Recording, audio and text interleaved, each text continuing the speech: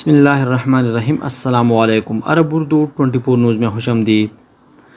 Quacks کے ذریعے امریکی حکومت کی جانب سے عطیہ کی گئی 30 لاکھ ماڈرنا کووڈ-19 ویکسین کے ٹیکے یونیسیف کی مدد سے آج صبح اسلام آباد پہنچ گئی ہے۔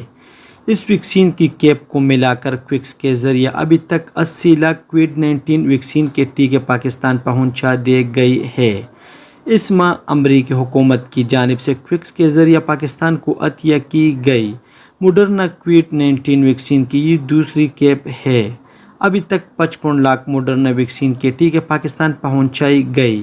یہ ویکسین ملک بھر میں جاری حکومت پاکستان کی کووڈ-19 ویکسینیشن مہم میں استعمال ہوگی۔ 8 مئی سے اب تک کویکس کے ذریعے 80 لاکھ کووڈ-19 ویکسین کے ٹیکے یونیسیف کی مدد سے پاکستان پہنچائی گئی۔ ان میں 25 لاکھ اسٹرازینکا، 1 لاکھ فائزر اور 55 لاکھ ماڈرنا کووڈ-19 ویکسین کے ٹیکے شامل ہیں۔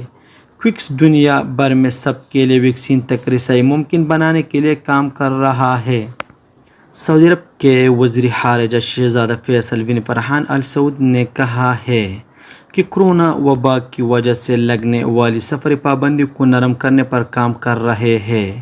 منگل کے روز اسلام آباد میں پاکستان اور سعودی عرب کے درمیان وفود کی سطح پر مذاکرات کے بعد سعودی وزیر خارجہ شہزادہ فیصل بن فرحان آل سعود نے پاکستانی ہم منصب شاہ محمود قریشی کے ہمراہ پریس کانفرنس کرتے ہوئے کہا کہ ہم ان چیلنج کے بارے میں بات کی ہے جن کا ہم سب کووڈ-19 کی وجہ سے سامنا کر رہے ہیں۔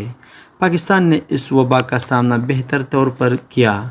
انہوں نے مزید کہا کہ ہم سعودی عرب کی معیشت میں حصہ ڈالنے والے پاکستانیوں کو قدر کی نگاہ سے دیکھتے ہیں اور ہم نے سعودی عرب میں پاکستانیوں کے لیے مزید امکانات پیدا کرنے سے متعلق بھی بات چیت کی ہے۔ انہوں نے کہا کہ سعودی حکومت نے شہریوں کو مفت ویکسین فراہم کرنے کے اپنے وعدے کے مطابق وہاں رہنے والی پاکستانی کمیونٹی کے 17 لاکھ افراد کو مفت کورونا ویکسین لگائی ہے۔ سعودی وزیر خارجہ نے کہا کہ یہ میرا اسلام آباد کا دوسرا دورہ ہے۔ میں پاکستان حکومت اور عوام کی جانب سے گرم جوش خیر مقدم اور میزبانی کا شکریہ ادا کرتا ہوں۔ ڈھاکہ ایئرپورٹ حکام نے 11 لاکھ ریال اسمگل کرنے کی کوشش کرنے والے بنگلہ دیشی شہری کو گرفتار کیا ہے۔ سبق ویب سائٹ کے مطابق پیر کے روز ڈھاکہ کے شاہ جلال انٹرنیشنل ایئرپورٹ پر گرفتار ہونے والا شہری یہ رقم جسم کے مختلف حصوں میں چھپا کر لے جانے کی کوشش کر رہا تھا۔ ایئرپورٹ حکام نے کہا کہ مذکورہ شخص ترکی ایئر لائن کے ذریعے استنبول جا رہا تھا جب کسٹم آفیسر نے شک کی بنیاد پر اسے روکا۔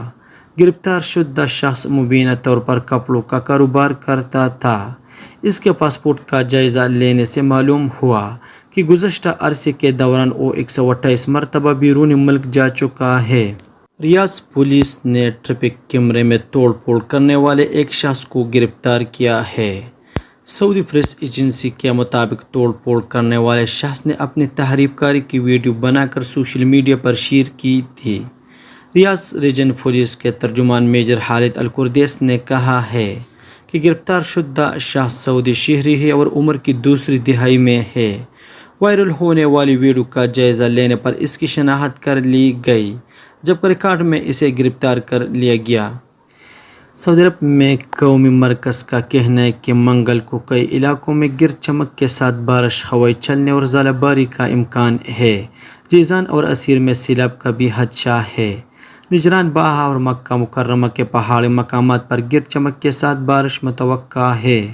گرد آلود ہواؤں سے ریاض اور قصیم میں حد نظر محدود ہو جائے گی۔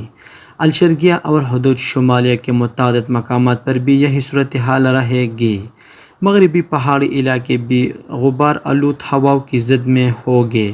مکہ مکرمہ اور مدینہ منورہ کے ساحلی علاقوں پر بھی گرد آلود ہواؤں سے اندھیرا چھا جائے گا۔ قومی مرکز کا کہنا ہے کہ مملکت میں سب سے زیادہ درجہ حرارت 47 سینٹی گریڈ الاقصی اور کم سے کم درجہ حرارت 15 سینٹی گریڈ السوداء میں رہے گا۔